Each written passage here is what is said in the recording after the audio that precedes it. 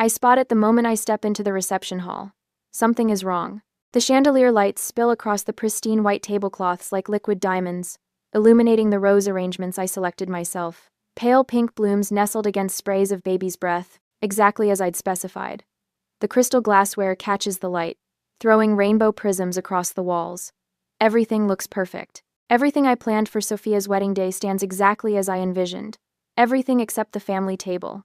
My stride falters mid-step, the sound of my heels against marble suddenly loud in my ears. I count silently 1, 2, 3 chairs. 3, not 4. I blink, certain I've missed something. Mom, Dad, Sophia. 3 chairs at the family table. None for me. I stand frozen, clutching my clipboard against my chest like a shield. A waiter brushes past, murmuring an apology, but I barely register his words. The room continues its pre-reception buzz around me while I stare at that table, at the empty space where my chair should be. Mother turns, her champagne glass poised midair when she spots me. The small smile she offers doesn't reach her eyes. "Ainsley," she says, my name sounding like an afterthought on her lips. "Is everything prepared for Sophia's entrance?" I gesture toward the table. There are only 3 chairs. Her gaze flickers briefly to the seating arrangement, then back to me, cool and untroubled. "Yes, you don't need one." The words land like a physical blow. I feel my shoulders stiffen, my spine straighten in defense. "I see." My voice comes out steadier than I feel.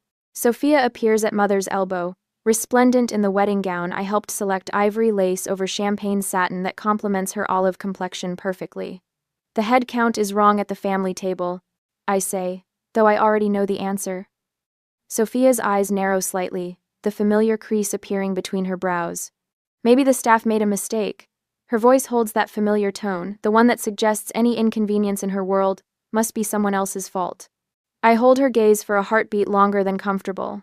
I understand.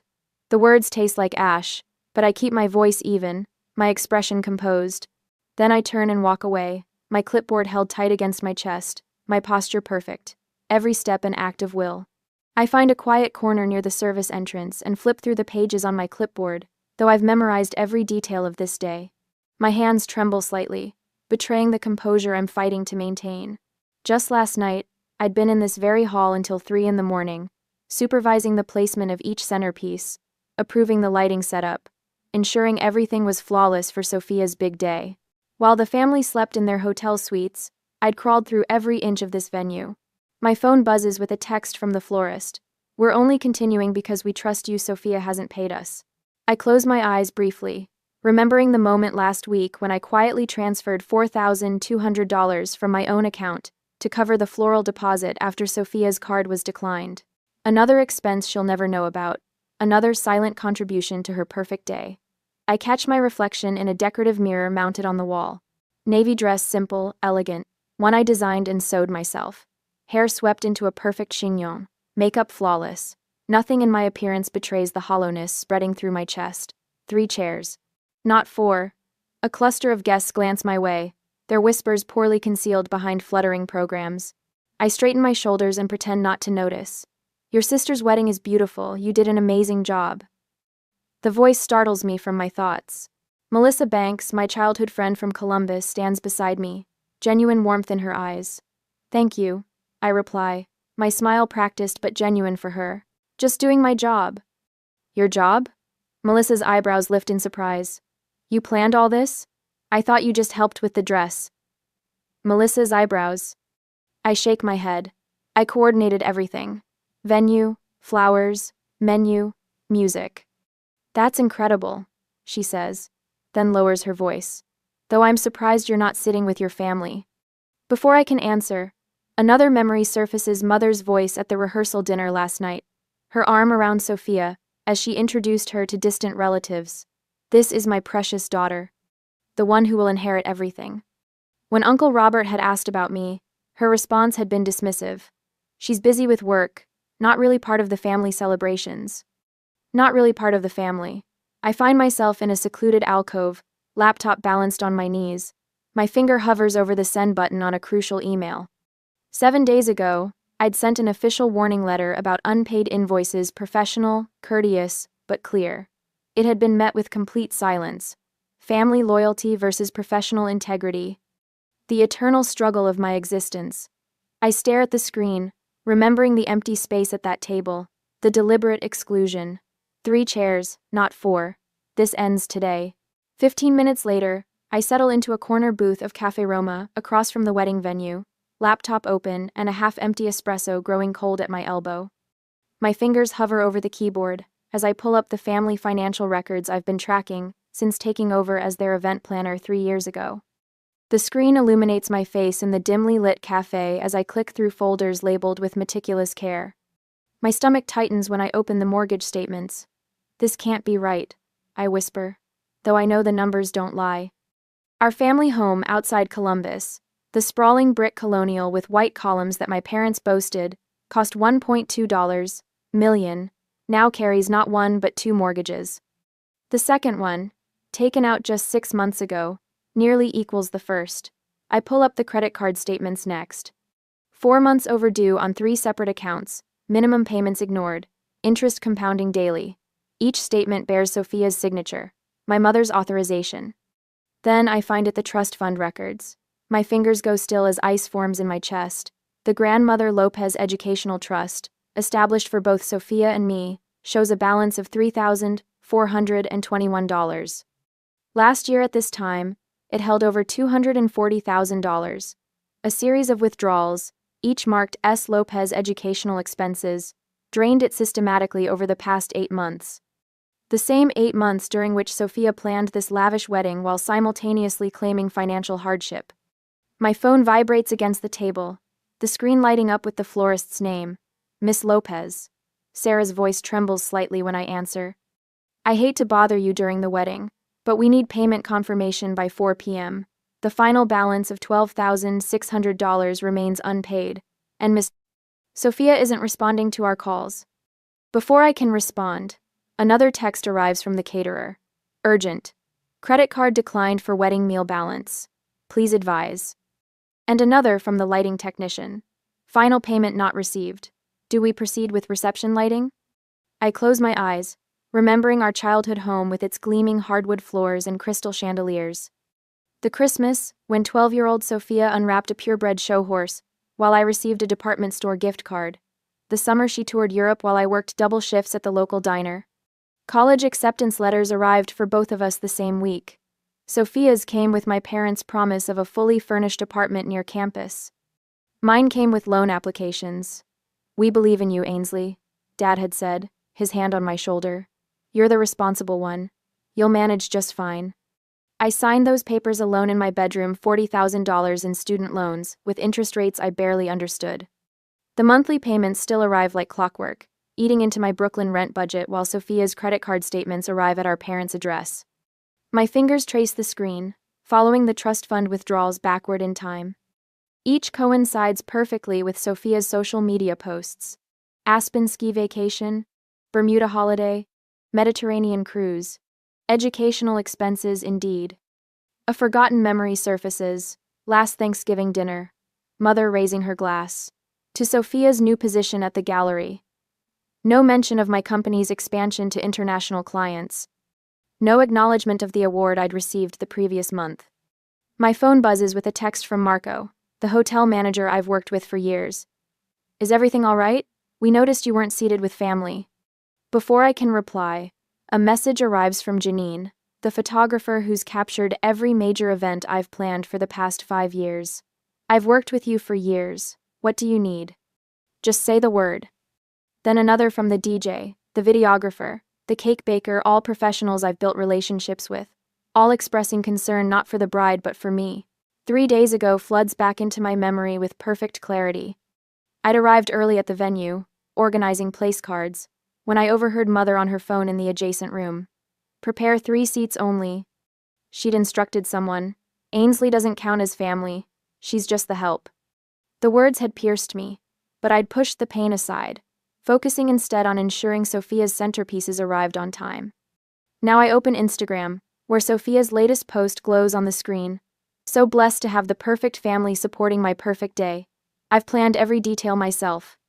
Attached is a photo of my carefully crafted seating arrangement, with my handwriting visible on the table cards. I close my eyes, weighing family loyalty against self-respect. The empty chair at the family table. The drained trust fund.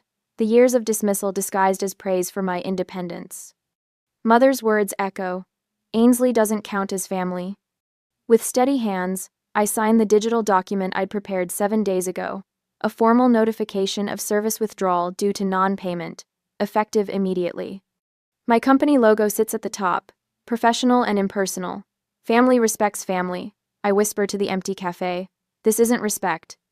I press send, then systematically forward copies to every vendor still awaiting payment.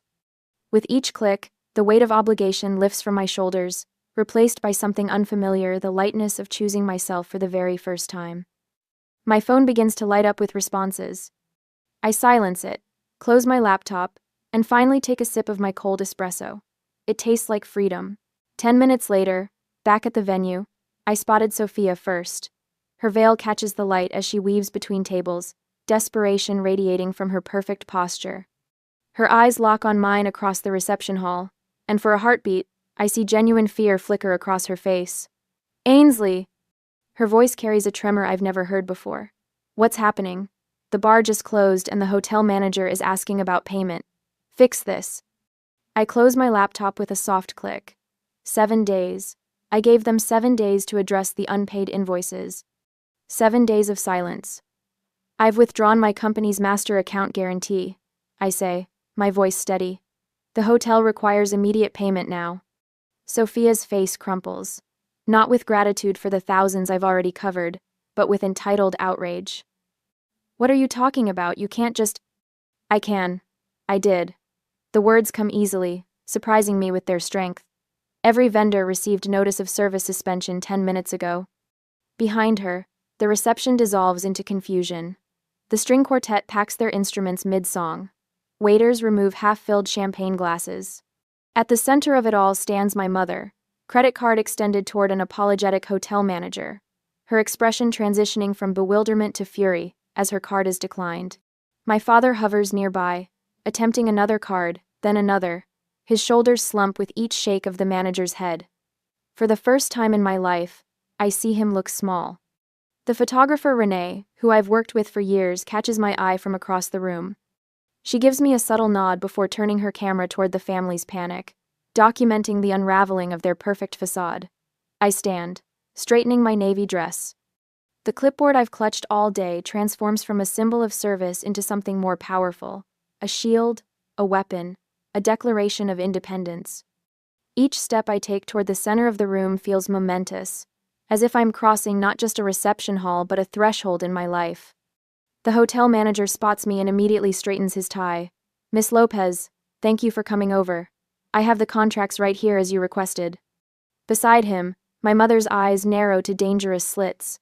What is she talking about? We hired her company. She works for us.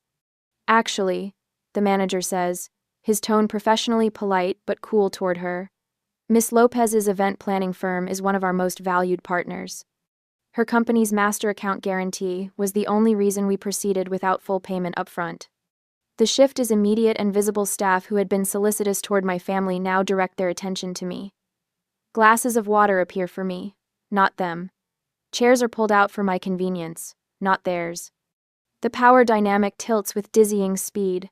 Sophia grabs my arm, her acrylic nails digging into my skin. Please don't do this, she whispers, her voice dropping to a desperate plea. You'll ruin everything for me. Just this one day, my wedding day. For a moment, I waver. Deep beneath the anger and hurt, I still remember building blanket forts with her when we were children, before our parents' favoritism became her birthright. A tiny flicker of my inherent kindness surfaces, urging me to relent. My mother senses this hesitation. She strides forward, designer heels clicking against marble, her face arranged in the artificial confidence I've seen her deploy at Columbus Country Club gatherings when the Lopez family reputation needed defending. She won't dare, she says, voice pitched to carry to nearby guests. Ainsley has always been just a shadow in this family. She knows her place. The words sink into me like stones into still water, creating ripples that cannot be called back. A shadow. Just a shadow. I watch my own transformation reflected in my mother's eyes, as her confidence falters. The clipboard in my hands no longer trembles. What's happening? A wedding guest murmurs nearby. Are they not paying? The sister planned everything, another whispers. Apparently they never paid her company. I reach for the document the hotel manager extends, taking the pen from his hand. My signature flows across the suspension confirmation with the calm precision that has built my reputation in this industry. The looping letters of my name represent not just my identity, but my worth. I gave you 7 days to pay. I say, my voice measured and clear. You ignored me. I'm simply enforcing the contract. My father steps forward, his face pale. Ainsley, please. We can discuss this privately. Like you discussed removing my chair from the family table? I open my professional folder, removing the document I discovered 3 days ago. Or, perhaps we should discuss how Sophia drained the trust fund, where I was also a beneficiary. Gasps ripple through the gathering crowd. Sophia's new husband stares at her with dawning horror. That money was meant for both of us. I continue. $40,000 that could have paid off my student loans I had to take, because every penny of family support went to her. If you want to gather well, if you want a family support went to her. My mother's face hardens. You have no proof. I push the bank statements toward her. I have documentation of every withdrawal, every transfer. LMN. Sophia's tears transform from manipulation to genuine panic. Her mascara tracks dark rivers down her cheeks. They told me you wouldn't mind, she whispers, that you never expected anything from the family anyway. For the first time, I see the truth plain on their faces. They never valued me, never would. The empty chair wasn't an oversight, it was a statement. I close my folder and tuck it under my arm. The weight lifts from my shoulders as I straighten to my full height. I may not count as family, I say, my voice carrying across the suddenly silent room, but I count as a professional, and professionals get paid. I turn my back on their stunned faces and walk toward the exit. Behind me, I hear the distinct sound of my sister's perfect day collapsing, the murmur of scandalized guests, the click of Renee's camera capturing it all, the beginning of arguments that will never end. With each step, the invisible chains of obligation and hope fall away. By the time I reach the grand doorway, I am lighter than I've been in years. The afternoon sunlight catches me as I step outside, warm on my face. For the first time in my life, I feel the full power of standing in my own light, not as a shadow, but as myself. Half an hour later, the reception hall empties like water down a drain. Guests clutch gift bags to their chests and whisper as they hurry toward the exits. Where just an hour ago crystal stemware clinked with celebratory toasts, now waitstaff stack unused champagne flutes onto rolling carts. The white roses I selected with such care droop in their vases, petals beginning to fall like snow onto abandoned place settings. I stand in the shadows near the service entrance, watching. Sophia's new husband, Mark, paces near the half-cut wedding cake, phone pressed to his ear, his face twisted in confusion. The 6-tier creation I spent weeks designing with the baker stands partially dismantled, the bride and groom topper listing sideways at an undignified angle. The wedding coordinator, whom I hired as my stand-in when I realized I'd be attending as family, approaches an elderly couple with an apologetic smile. I'm so sorry, but there's been a financial situation with the hosting family. The reception is concluding early. My mother's church friends huddle in a tight circle, eyes darting toward Vivian, who sits alone at that 3-chair table, back rigid, staring at nothing. Some small, wounded part of me wants to feel victorious. Instead, I just feel hollow. Later that evening, I kicked off my heels in my apartment, still wearing the navy dress I sewed myself. The contrast between this modest space and the opulent Columbus Country Club strikes me anew. My fingers trace the worn arm of my second-hand sofa, a far cry from the antique Louis XIV furniture. Mother insists completes their living room. My phone lights up for the 19th time. Father. Sophia. Mother. Sophia again.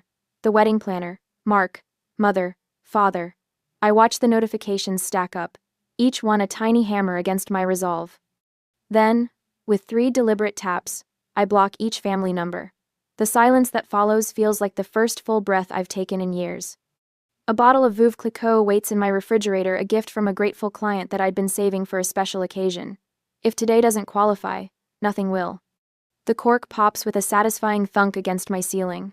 To professional integrity, I whisper to my empty apartment, raising my glass in a solo toast. My laptop screen glows in the dimness. I open my banking app and wince at the balance. Then I start making calls. Carolyn? It's Ainsley Lopez. Yes. About today's wedding. I know, and I'm so sorry you were caught in the middle. I take a breath. I'll cover your outstanding balance personally. This isn't your fault. I repeat this conversation with the small florist who stayed open late, arranging boutonnieres, the family-owned bakery that created the towering cake, and the string quartet whose music was cut short. By the time I finish, my credit card carries an additional $14,000 in charges. We always knew we could trust you, Miss Lopez, the florist says, relief evident in her voice. That's why we continued despite the payment issues. Professional integrity matters more than family ties sometimes, I reply, surprised by the steadiness in my voice. My laptop chimes with new email notifications. The subject lines tell their own story. Notice of default. Second mortgage payment. Lopez family residence. Columbus Business Journal. Local family faces multiple lawsuits. A quick glance at social media shows Sophia has changed her relationship status to, it's complicated. Below it, a hastily written post. Anyone need a slightly used wedding dress? DM for details. Another email from the church secretary confirms mother's resignation from the parish board due to personal circumstances. Father's email sits unopened in my inbox. Subject: urgent financial advice needed. I delete it without reading. I open my contacts and methodically delete my emergency contact information. The field sits empty, cursor blinking in the void. After a moment's hesitation, I type the name of my therapist instead. My finger hovers over a folder of family photos on my phone. Delete them? The childhood memories, holiday gatherings, even the painful ones, they chart the path that brought me here. Instead of erasing them, I create a new album labeled What I Overcame and move them there. In my journal, I write a single line. The empty chair wasn't a rejection, it was direction. I curl up on my window seat, watching the city's lights flicker against the night sky. Tomorrow will bring consequences I can't predict. There will be anger, perhaps legal threats, certainly emotional manipulation, but tonight, for the first time since I can remember, the knot in my stomach has loosened. The weight on my shoulders has lifted. My apartment feels not small, but sufficient. Not lonely, but peaceful. Sometimes the most powerful seat at the table is the one you walk away from.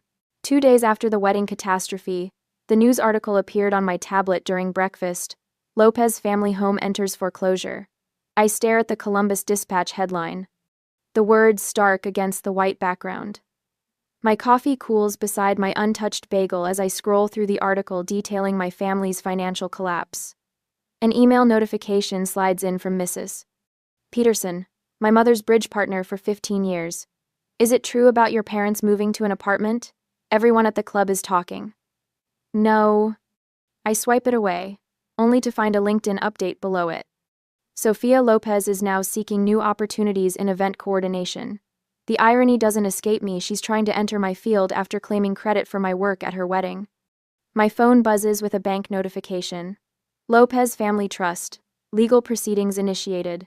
The trust fund Sophia drained the one where my name existed on paper but never in practice. I place my devices face down on the table and finish my coffee. The liquid is cold now, bitter on my tongue. I don't flinch. I don't smile. I simply rinse my cup and place it in the dishwasher. My movements precise and controlled, just as they've always been. 3 weeks later, she appears without warning. I look up from my desk to find my mother standing in my office doorway, clutching her purse with white knuckles. Vivian Lopez, who once commanded rooms with her presence, looks diminished.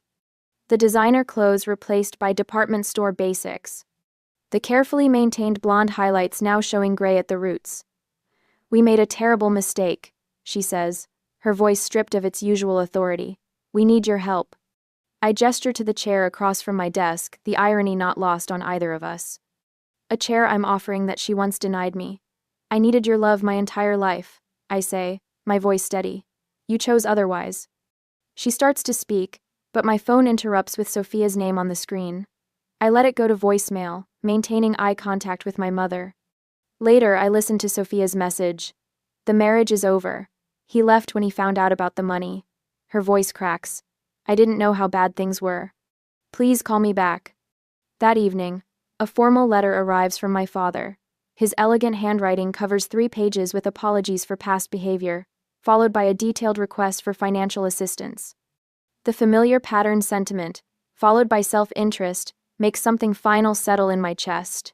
I arrange to meet them at a coffee shop 2 blocks from my apartment. Neutral territory. I arrive 10 minutes early and choose a corner table with clear sightlines to the door. They enter together a unit as always, but diminished now. My father's shoulders stoop forward, his once commanding presence shrunken by financial ruin. Sophia trails behind them, her left hand conspicuously bare where her 4-carat engagement ring once Saturday. Her eyes are red-rimmed, lacking the confident spark that once defined her. I don't stand when they approach. I don't offer hugs or comforting platitudes. I simply gesture to the chairs. I've arranged 3 chairs, evenly spaced, directly across from mine.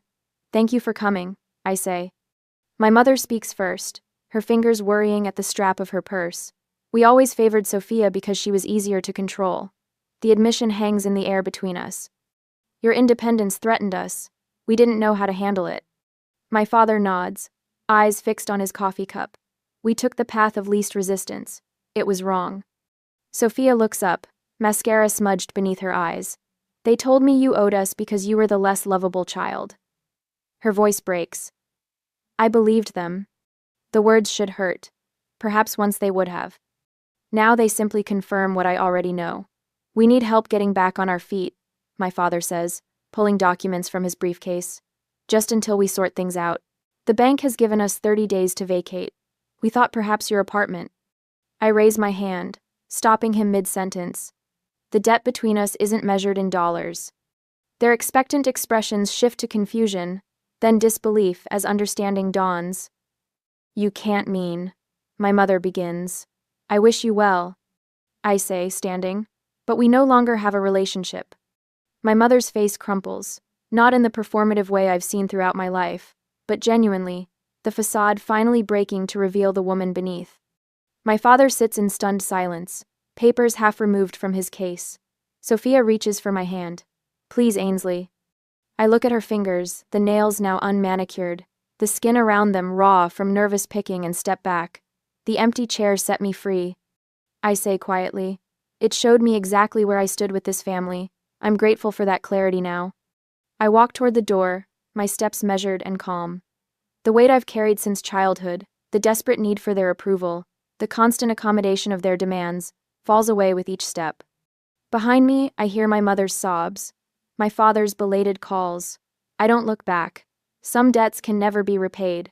Some chairs remain empty by choice. Outside, autumn sunlight warms my face. I breathe deeply, filling my lungs with crisp October air. For the first time in 33 years, I am fully, completely free. A year later, I traced my finger along the wrought iron railing of the Tuscan villa terrace, the warmth of the setting sun kissing my skin. Below me unfolds the wedding of international pop star Marissa Lawson, every detail executed with precision that would make my former self proud. The string quartet plays softly as guests in evening wear move like colorful brushstrokes across the stone courtyard. My assistant Jenna appears at my elbow, tablet in hand. "Everything's proceeding perfectly," she says, then hesitates. "Your mother called the office again. 4th time this month." I take a sip of Prosecco, the bubbles dancing across my tongue. The same answer as always. Jenna nods and slips away. I watch her coordinate with the photography team, her confidence a reflection of what I've built, a company that thrived after I walked away from family obligations to honor professional ones. The laptop on the table chimes, reminding me of my weekly therapy session. Dr. Freeman's face appears on screen, her silver-framed glasses catching the Italian sunset. "Magnificent view," she notes. "How are you feeling today?" I consider this as a server delivers fresh-cut roses to the bridal suite below. I don't regret walking away. I regret waiting so long to do it. Not even to have a team set example. And the nightmares about the wedding, still occurring?